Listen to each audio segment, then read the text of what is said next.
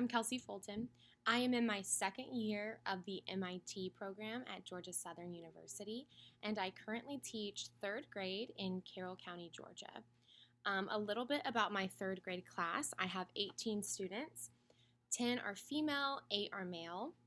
10 are black, 5 are white, and 3 are Latinx. 13 come from lower income families, and 5 are lower middle income.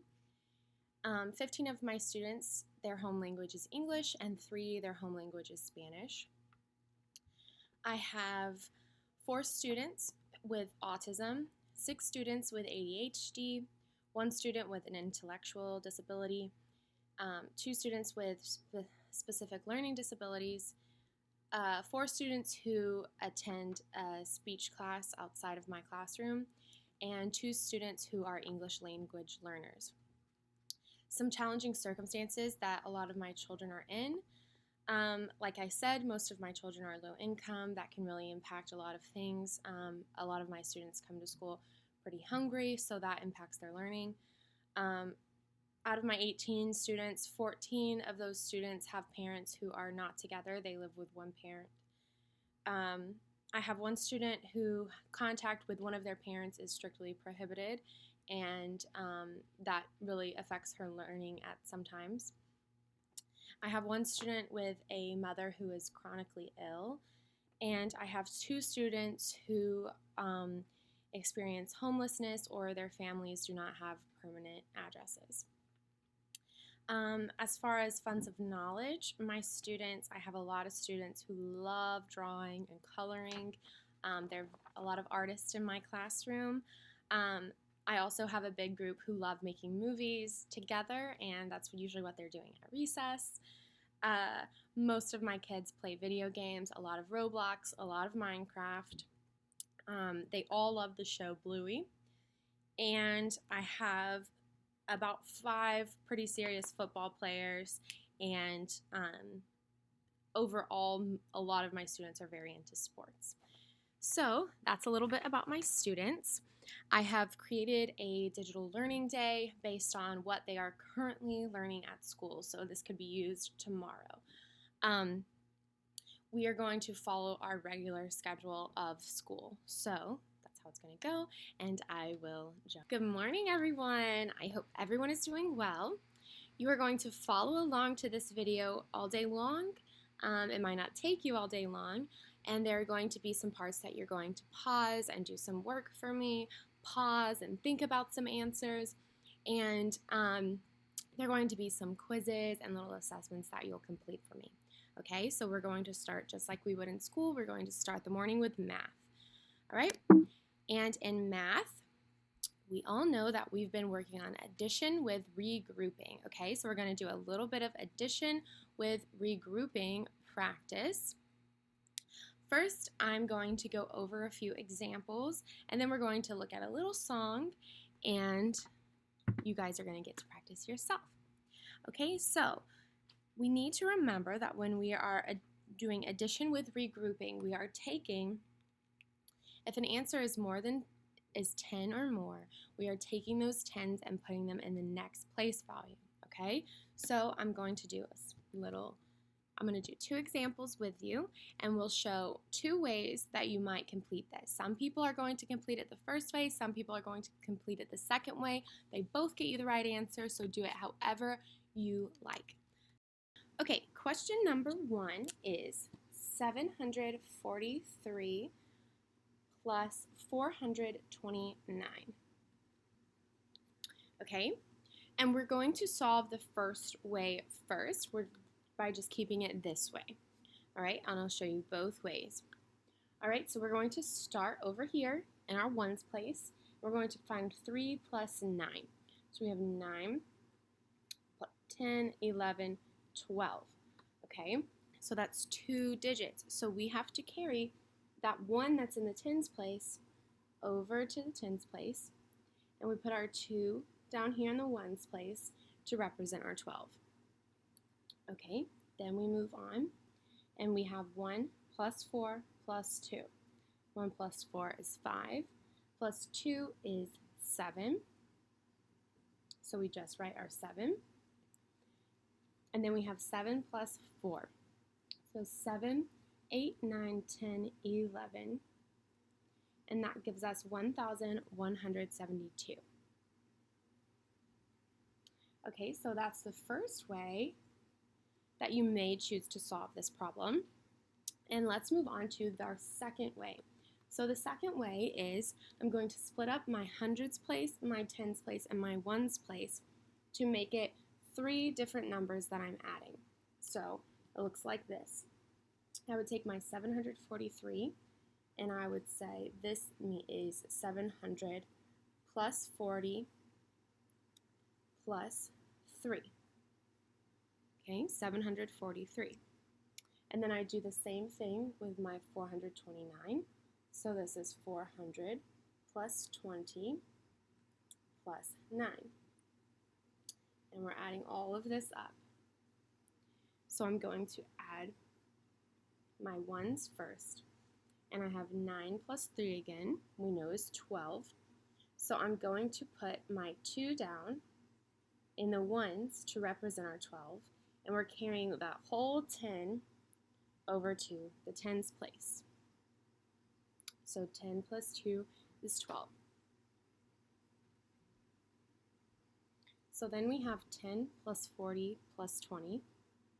10 plus 40 is 50, 60, 70. So we bring down our addition sign and we have 70. Then we bring down our other addition sign. And now we have 700 plus 400. So 700, 800, 900, 1000, 1100 down here. So now that leaves us with 1100 plus 70 plus 2. So we just bring that down to be 1172. All right, so you can do this whichever way makes the most sense to you. And we'll do one more practice.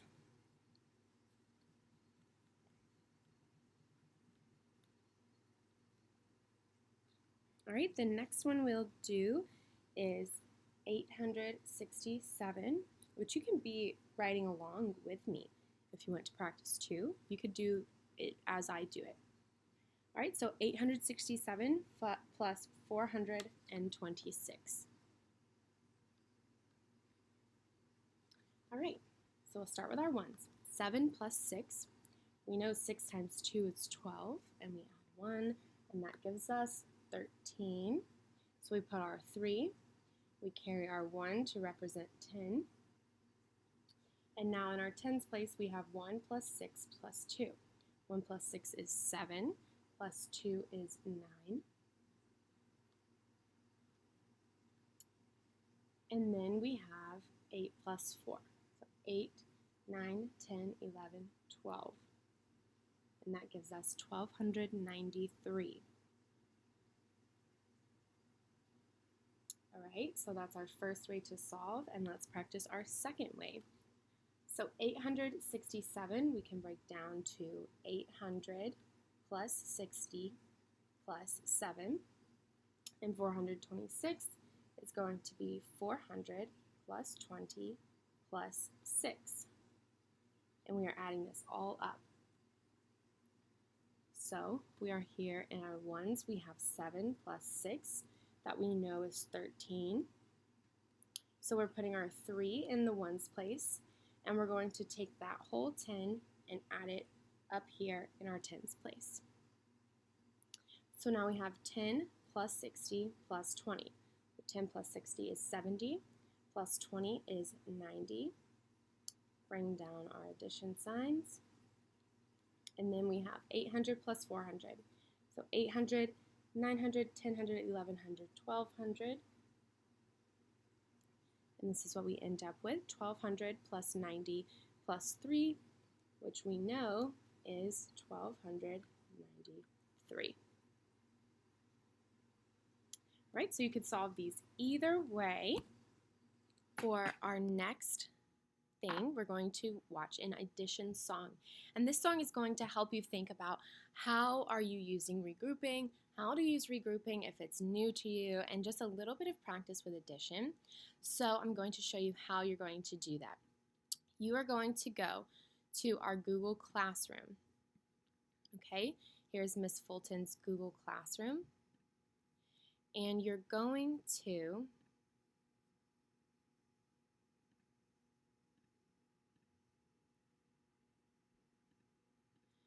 okay, so we're going to our Google Classroom, and then I want you to scroll down until you see the math regrouping song. Okay, so click on our math regrouping song. You're going to watch it on YouTube. Okay, class, who would like to do 3 on the board? Okay, and you can watch that in your own time, all right? Okay.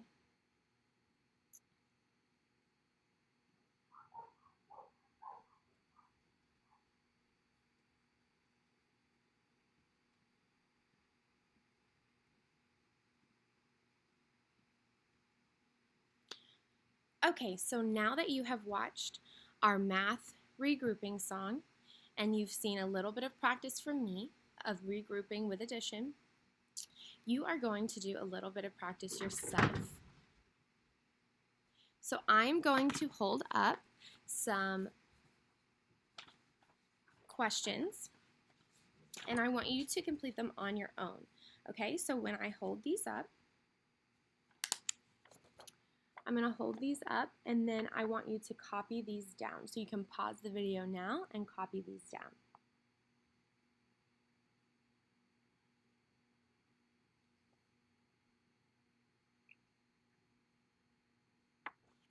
Okay, so hopefully you have unpaused by now, and we're going to look at the answers. So our first question was 597 plus 911. And the answer you should have gotten is 1,508. Okay, so I want you to check your work. If you are correct, that's awesome. I'm so proud of you. If you're not correct, that's okay too, because maybe you just made a very small mistake, and I want you to go back and check your work, okay? So just try again, and you can do it. All right, and our next question was 189 plus 985, and you should have gotten 1,174.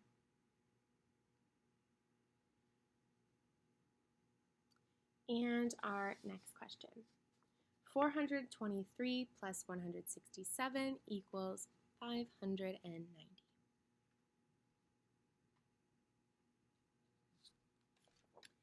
Okay, I hope everyone got these correctly, and I hope that if not, that you're going to practice with them and make sure you know exactly how to get the right answer. Okay, so you can rewatch where I demonstrated how to find the answers, and I think that might help you if you had trouble finding these answers. Okay, now we're moving on to science. So for science, we've been learning about rocks, and we've been learning about the properties of rocks, right? So the rock properties we're going to work on the color. So color, that's pretty easy. We know the color of a rock. Maybe it's brown, maybe it's gray, maybe it's yellow and pink, maybe it's purple, right? You guys know how to find the color. That's a pretty simple one, okay? And then remember, the next thing we worked with was finding the hardness of a rock. So if you're looking for the hardness of a rock, you're going to give me a number between 1 through 10. 10 means it's a very hard rock and it cannot be scratched. You can't scratch it no matter what you're trying. It doesn't scratch. And number 1 is you can scratch it pretty easily. It's almost falling apart. Okay, so I want you to see that if you can scratch a rock with your fingernail, it's going to be about a 2. If you can scratch it with a penny, it will be about a 3 or a 4. If you can scratch it with a knife, maybe about a 5. And a nail, it's going to be about a 6 or 7. And then past that, if you have a very hard rock, you might need a drill bit. So we're going to work with rocks today, but I want you to get your parents' help because some of these things, like a knife or a nail, might be very dangerous. So when we work with our own rocks, this is going to be parent and student work. Okay, and then luster. So we're going to look at the rock and see, is it dull, not shiny at all?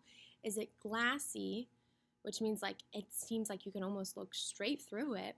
Or is it pearly, which if anyone's seen a pearl, they kind of glow, they look so pretty and sparkly, but not see-through like a glassy one might be.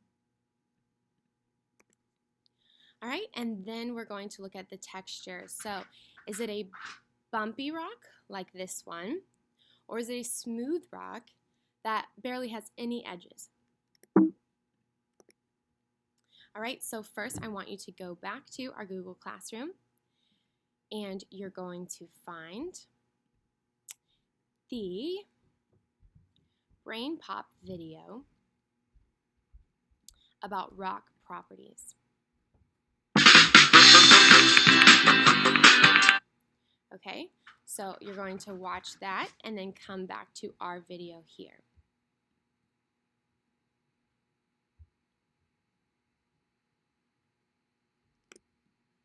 Okay, now that you have watched the Brain Pop video, I want you to go back to our Google Classroom, and right underneath the Brain Pop video, you can find a rock properties worksheet.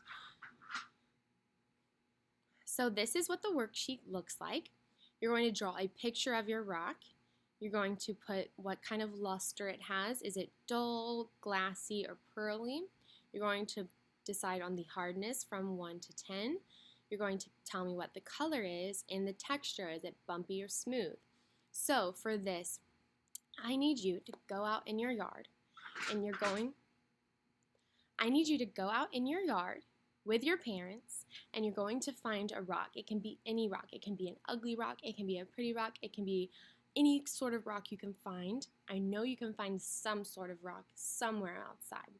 Okay, so you're going to find a rock, and with your parent, you are going to go through the properties of a rock worksheet and fill it in.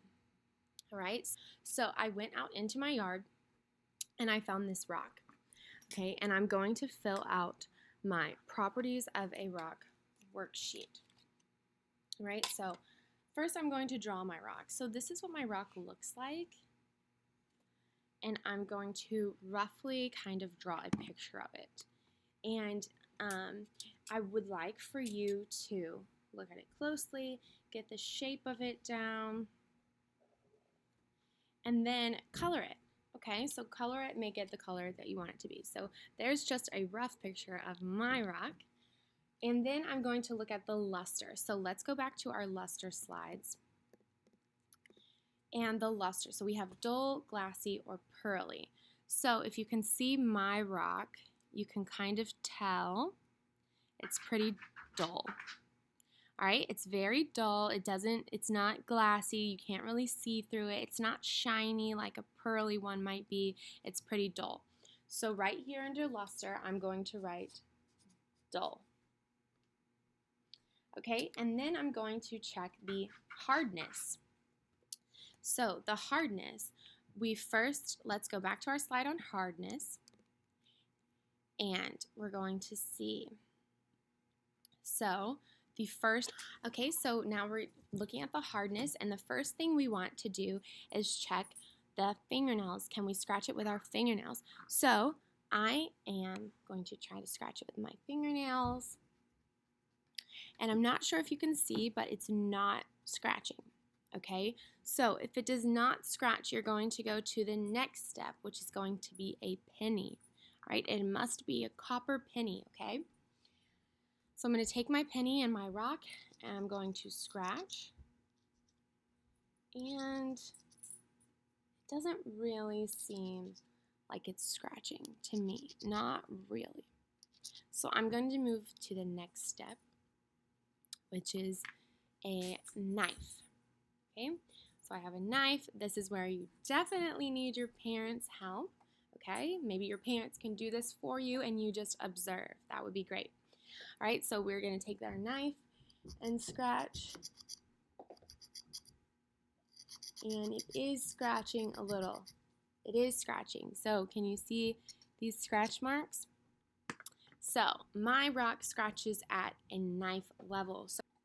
So mine does scratch at a knife level, and knife is right here between 5 and 6, so I'm going to give it about a 5.5, right? 5.5 for hardness.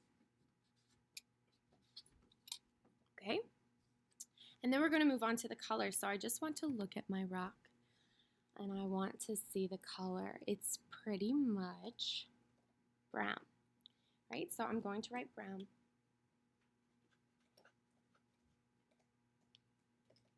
Brown.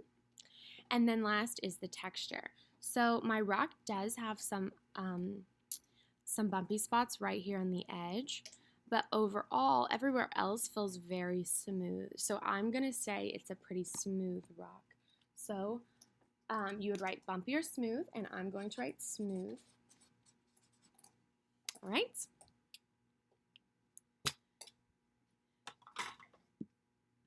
All right, so you are finishing this with your parents, and when you're finished with this worksheet, you're going to turn it in to me. You can take a picture of it and send it to me. So if you do not have a printer to print this worksheet, you can easily just do this worksheet on any piece of paper. Just draw a picture of your rock, write the luster, the texture, the color, and the hardness of your rock, okay? It does not have to be this actual worksheet. Okay, so at this point, you should pause this video and get to work on your rock experiment.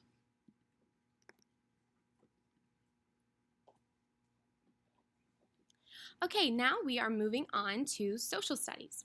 So for social studies, we have been learning about landforms, right? So let's do a review of some landforms. So we first have the ocean. The ocean is a very large body of water, right? So when you go to the beach, you're at the ocean.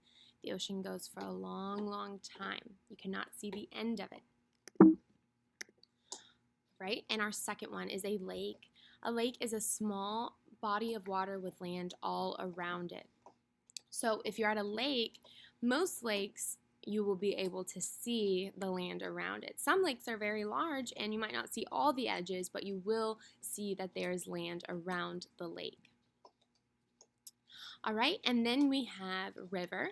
So a river is going to be a line of water. So it might be curvy, it might be straight, but it's a line streaming down is a river, okay? So a lake might be a large body of water that's sitting still, and a river is a line of water that is moving constantly.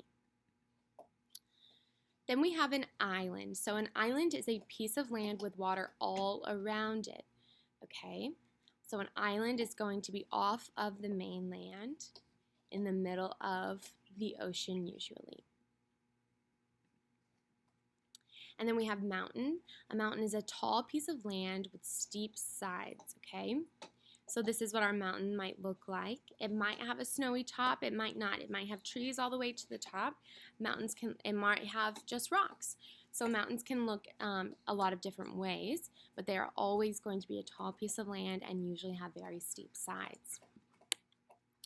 All right, and then we have a plateau, which is just like a mountain, but the top is completely flat. So it's an area of land that's higher than the land around it, but has a flat top. And then we have a hill.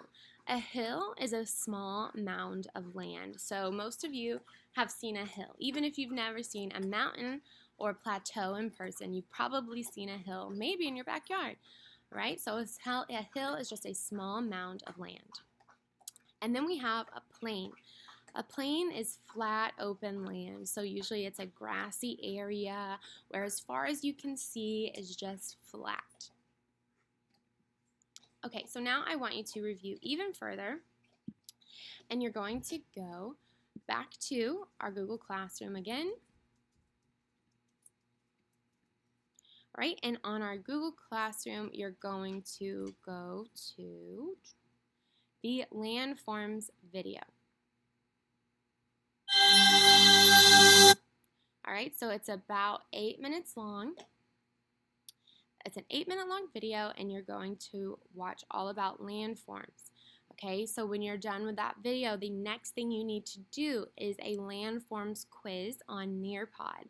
And I have put that link also in our Google Classroom, so I will show you that. So once you are done with this video, you're back in our Google Classroom, and you can see the landforms Nearpod.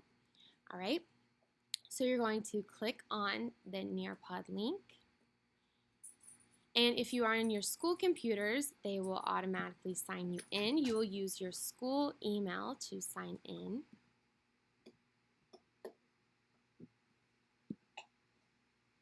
All right, so here we have different landforms, and I'll just roughly show you how it's going to look. So you're looking at the different landforms, and then this is asking you to draw a check mark next to all of the landforms you visited. So I did my check marks.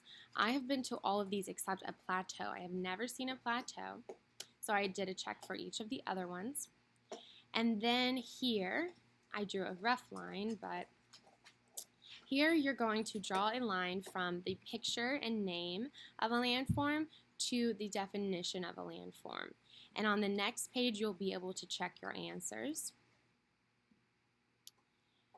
And then I want you to draw a picture of a landform and you traveling across it. And how would you get there? What would you do? Just a kind of a rough picture of you in the landform. Okay, so you can pause this video now to do that. Okay, now we are in our language arts time. So today we're going to talk about nouns and verbs. Right, which we have learned about nouns and verbs, so this should mostly be a review, but you guys need a little extra help. All right, so we're going to review today, do some activities with nouns and verbs, and I think that you guys will be golden with nouns and verbs after this. Okay, so as a review, a noun is a person, place, thing, or idea, and a verb is an action. So a verb is what you do, what someone is doing, what something is doing. It is an action word. Right? Some sort of action is happening. So now we're going to do a little review called noun or verb. So I'm going to say a word, and I want you to think for a second. I'm going to pause, and I want you to think, is this a noun or a verb? And then I'm going to tell you what it is, so I want you to check yourself and tell me. All right? So what I'm going to do is write them here. So I'd love for you to get your own piece of paper and write noun and write verb and draw a line in the middle. And then when you hear my word, I'd like for you to write it down where you think it's going to go. Okay? So our first word is sit.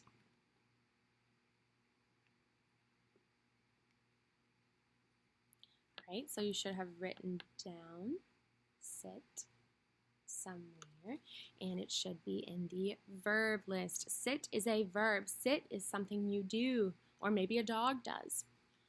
Which brings me to my next word, which is dog. All right, so write dog where you think dog should go.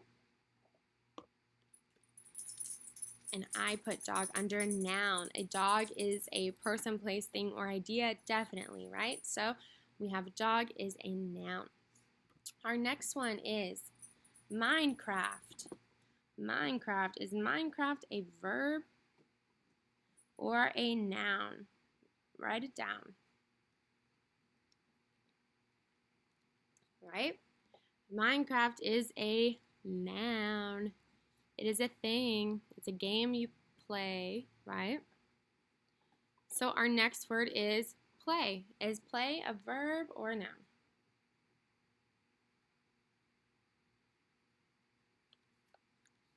Right? Play is a verb. So you play Minecraft, right? Perfect. Okay, our next one is iPad. Is iPad a noun or a verb?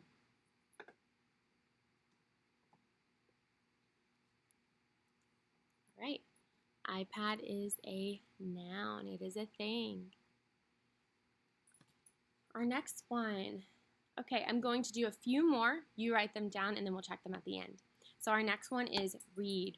Is read a noun or a verb? And then we have football. Is football a noun or a verb?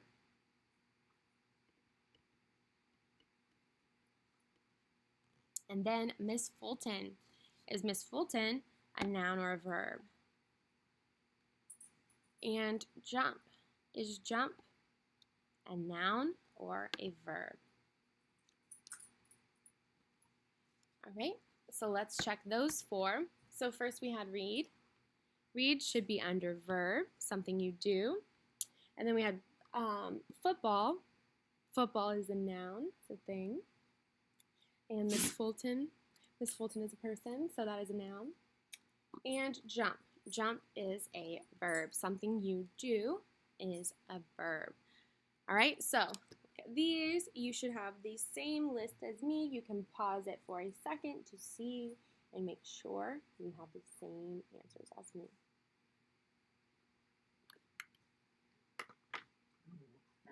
Okay, and then we are going to work on a noun or verb worksheet. So this worksheet is located in our Google Classroom, just like all of our other resources. So we are going in our Google Classroom and we are looking for our noun or verb worksheet. It is right here. And you're going to fill out this worksheet with your answers. So the underlined word, you are going to write either noun or verb about the underlined word.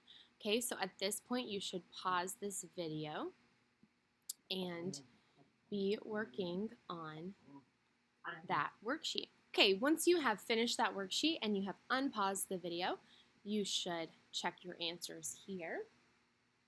All right, and you can pause again to make sure you have all the correct answers. If you have incorrect answers, I want you to check back and see if you know why you got the answer wrong and how next time you would better understand the answer. Okay, so here are the answers. Once you get all of those answers, you can unpause the video and we will move on. We're going to start on reading. So today for reading, we are going to read The Name Jar by Yang Suk Choi. Okay, so I'm going to make my screen a little bigger so you can see me. And I am going to read this book to you. And then afterwards, you're going to answer some questions about the book. So make sure you're paying attention. Okay, so The Name Jar by Yang Suk Choi.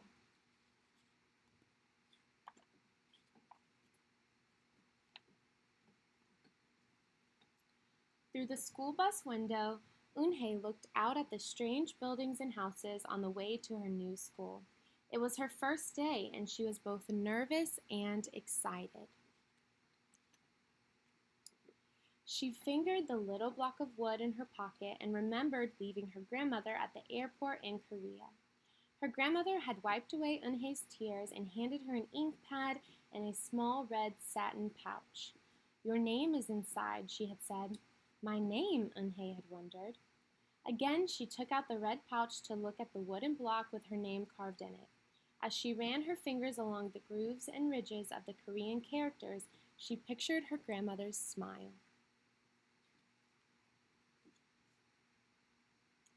"Is that thing for show and tell?" a boy asked Eun-hae, surprising her. Eun-hae looked up at more kids leaned over. "No, it's mine," Eun-hae answered, quickly putting the pouch back in her pocket. "Are you new here? What's your name?" the girl asked. "Eun-hae," said Eun-hae. "Une," the girl asked, scrunching up her face. "Ooh, ooh, Une," some kids chanted. No, Eun-hae corrected. "It's spelled U-N-H-E-I. It's pronounced Eun-hae." "Oh, it's you-hae," the boy said. "Like you, hey. What about hey you?" Just then, the bus pulled up to the school and the doors opened. Eun-hae hurried to get off. "You-hae, bye-bye," the kids yelled as she left. Eun-hae felt herself blush. Eun-hae stood in the doorway of her new and noisy classroom. She was relieved that the kids on the bus had gone to other rooms, but her face still felt red. "Aren't you going in?" asked a curly-haired boy with dots on his face. "You're the new girl, right?" he asked cheerfully. Eun-hae nodded, and before she could walk away, The boy took her hand and pulled her through the door. "Here's the new girl," he announced so loudly that the teacher, Mr. Cockatoos, almost dropped his glasses. Mr. Cockatoos thanked him and greeted Eunhye. "Please welcome our newest student," he said to the class. "She and her family just arrived from Korea last week." Eunhye smiled broadly and tried not to show her nervousness. "What's your name?" someone shouted. Eunhye pictured the kids on the bus. I haven't picked one yet," she told the class, "but I'll let you know next week." As Mr. Cockatoos showed her to her desk, she felt many round, curious eyes on her. "Why doesn't she have a name?" she heard someone whisper. "Maybe she robbed a bank in Korea and needs a new identity," a boy replied. On the bus home, nobody teased her, but Eunhye kept thinking about her name. "How was school, Eunhye?" her mother asked when she walked in. "Did you understand the teacher?" Eunhye simply nodded. She unpacked her school bag and set the red pouch by a photograph of her grandma. "I'm glad you're learning English well," her mother said. "You must study hard, behave nicely, and get good grades to show that you're a good Korean." "I will," replied Eunhye. But I think I would like my own American name," she said quickly. Her mother looked at her with surprise. "Why? Eunhye is a beautiful name. Your grandma and I went to a name master for it." "But it's so hard to pronounce," Eunhye complained. "I don't want to be different from all the American kids." "You are different, Eunhye," her mother said. "That's a good thing." Eunhye just wrinkled her nose. Later that day, Eunhye and her mother went grocery shopping in their new neighborhood. They passed Fidil's Falafel, Tony's Pizza, and Dot's Deli. A big graffiti-painted garage truck roared like a lion as it took off down the street. Nothing sounded or looked familiar until they got to Kim's Market. The sign was in both English and Korean. Her mother picked up cabbage to make kimchi, Korean-styled pickled cabbage, and other vegetables and meat. She also found some seaweed, Eunhye's favorite for soup. It made Eunhye smile. "Just because we've moved to America," her mother said, "doesn't mean we stop eating Korean food." At the checkout counter, a friendly man smiled at Eunhye. "Helping your mother with the shopping?" he asked. Eunhye nodded. "I'm Mr. Kim," he said. "And what is your name?" "Eunhye," she answered. "Oh, what a beautiful name," he said. "Doesn't it mean grace?" Eunhye nodded again. "My mother and grandmother went to a name master for it," she told him. "A graceful name for a graceful girl," Mr. Kim said as he put their groceries into bags. "Welcome to the neighborhood, Eunhye." That evening, Eunhye stood in front of the bathroom mirror. "Hi, my name is Amanda," she said cheerfully. Then she wrinkled her nose. "Hi, my name is Laura." Maybe not. Her smile turned down. Nothing sounded right. Nothing felt right. "I don't think American kids will like me," she worried as she began brushing her teeth. "Hi, my name is Snoozy," she said in the mirror with her mouth full of toothpaste. The next morning, when Eunhye arrived at school, she found a glass jar in her desk with some pieces of paper in it. Eunhye took one out and read it aloud. "Daisy. That's my baby sister's name, but she said you can use it if you want," said Cindy, who sat next to her. Eunhye took out the rest of the paper. "Tamala," she read. "I got it from a storybook," said Nate. "She was smart and brave." Eunhye nodded and unfolded another piece. "Wednesday?" "Yeah, you came here on Wednesday," said Ralph. "Thank you for your help." A smile spread over Eunhye's face. Ralph quickly said, "We'll put more names on it. You can pick whatever you like, or pick them all, and you'll have the longest name in history." At 3 o'clock, the bell rang for the end of the school day. Eunhye looked out the window and saw it was sprinkling. It's the same rain, she thought, but in a different place. She watched other kids leaving in groups. "Hey!" a familiar voice called out to her. Eunhye turned around to see the curly-headed boy again. "I'm Joey," he said. "And you? Don't you have any name?" Eunhye thought for a moment. "Well, I can show you," she said, and she took out her small red pouch. She pressed the wooden block on the ink pad and stamped it on a piece of paper. "This is my name stamp," she said. "My grandma gave it to me. In Korea, I can use it as a signature when I open a bank account or write a letter. And whenever I miss my grandma, I use it to fill a piece of paper. Want to try it?" She offered the stamp to Joey, and he carefully inked the stamp and pressed it hard on the paper. The red characters gleamed against the whiteness. "Wow, that's beautiful," Joey said. Can I keep the paper? Sure, Eunhye said, and then the two of them shared her umbrella as they walked to the school bus. Every day, the jar got fuller with more names, and Eunhye read them all. She found a few names she liked. Miranda, Stella, Avery. They sounded interesting. I hope you choose the name I put in, Marco told her at snack time. I've put in 3 more, said Ralph. Madison, Park, and Lex. They're my favorite street names. Maybe you should close your eyes and draw a name, Rosie suggested. Ralph frowned. That's silly. What if she doesn't like the name she draws? Well, we didn't get to choose our names when we were born, did we? Rosie argued. Everyone thought about this. When Eunhye got home from school that day, her little brother ran to give her a letter. It was from her grandma. She opened it quickly. It said, "To my Eunhye, I hope you are enjoying your new school and new friends. Be sure to help your mother and your little brother. Here the moon is up, but there the sun is up. No matter how far apart we are, and no matter how different America is from Korea, you'll always be my Eunhye. Your grandma forever." Eunhye took out her wooden stamp and filled a paper with it. She thought for a long time in front of the bathroom mirror. On Saturday, Eunhye walked to Mr. Kim's store. Mr. Kim was helping a customer, but he looked up and greeted her. "Hi, Eunhye." "Hello, Mr. Kim," Eunhye replied. She felt as if she was back in her old neighborhood in Korea. "Hey," said the customer, turning around. It was Joey. "Your name is Eunhye?" he asked her with eyes open wide. Eunhye looked quickly at Mr. Kim, then turned to Joey. She nodded slowly. "Yes, it's pronounced Eunhye, and it means grace," Mr. Kim added. "Eunhye," Joey said slowly, and this time perfectly. It made Eunhye smile. "I'll have it ready for you tomorrow," said Mr. Kim to Joey. "Thank you, Mr. Kim. See you Monday, Eunhye," Joey said to her. He left before she could ask him why he was at the store. On Monday, Eunhye came to class early to look at the names one last time, but the jar wasn't on her desk. Instead, there was just a simple piece of paper with a name on it. Eunhye slipped it in her pocket. "Where's your name jar?" Ralph asked as soon as he saw it was gone. "I don't know," Eunhye said. "It wasn't on Mr. Kakato's desk or on any other desk, and it wasn't on the counters or any of the shelves." As other kids arrived, they helped look.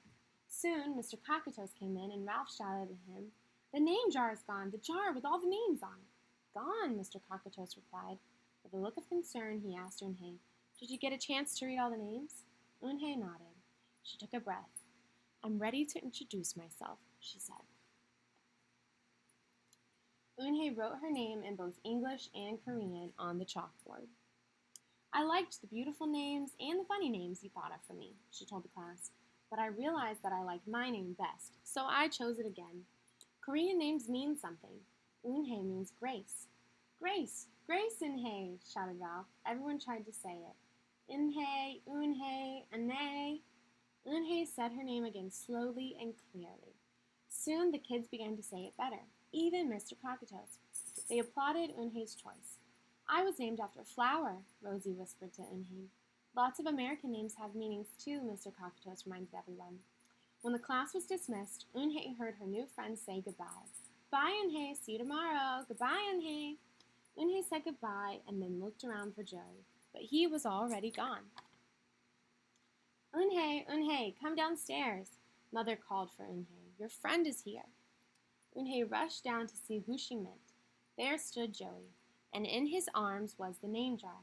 "Where did you find it?" asked Eunhye breathlessly. Joey looked embarrassed. Well, I took it, but only because I wanted you to keep your own name, and you did." He reached in and pulled out the names. "Do you want to keep them?" he asked. "Thank you, I'll keep them as a souvenir," Eunhye said happily. Then she pulled out the piece of paper from her pocket. "Do you want this back?" Joey grinned. "You can keep it. I'll return the name jar to the class. Maybe you could put some Korean names in it for us. Names with good meanings." "I could do that," said Eunhye. I've already got a Korean nickname," Joey said. "Mr. Kim helped me choose it." Carefully, he pulled a small silver felt pouch from his pocket. Then he took out a dark wooden stamp with beautiful Korean characters carved sharply into it. He pressed it on the ink pad and then on the piece of paper next to her name.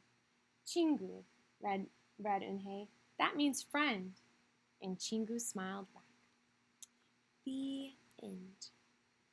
Okay, So now that you have read this book, now that we have read this book, I want you to now do the name jar quiz. So you're going to go back to our Google Classroom, and the last thing you need to find is this link to quizzes. And when you get here, you will start your name jar quiz. So it will ask you questions like, why was Eunhae nervous for school? Where is Eunhae from? Why was Joey such a good friend? All right, so I want you to think about those questions as you're answering them, and then I will get a report of how many you get correct or incorrect, okay? And you can always go back and listen to me read it again. Okay, so that is all we have for today. Please send all of the worksheets you finish. Please send me a picture of those. Check your own work where necessary. And have a good day. Bye-bye.